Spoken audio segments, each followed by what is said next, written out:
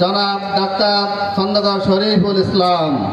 বিসমিল্লাহির রহমানির রহিম।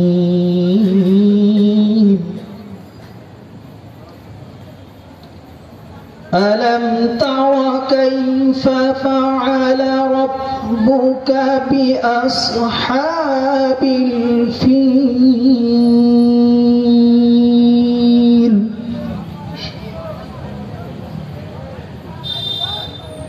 ألم يجعل كيدهم في تضليل وأرسل عليهم طيرا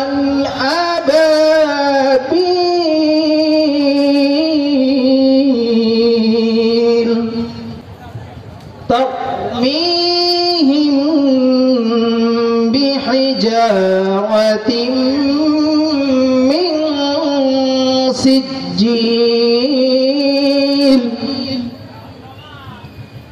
فجعلهم كعصف مأكول। ইরশাদ হচ্ছে, তুমি কি দেখোনি যে তোমার প্রতিপালক হাতিওয়ালাদের সাথে কি রূপ আচরণ করেছিলেন? তিনি কি তাদের চক্রান্ত ব্যর্থ করে দেননি? তাদের বিরুদ্ধে তিনি ঝাঁকে ঝাঁকে পাখি পাঠিয়েছিলেন, যারা তাদের উপরে পোড়া মাটির কঙ্কর নিক্ষেপ করেছিলেন। অতঃপর তাদের চিবানো তীর্ণ ঘাসের মতো করে দিয়েছিলেন। ওয়া আখিরি দাওয়ানা আলহামদুলিল্লাহি রাব্বিল আলামিন।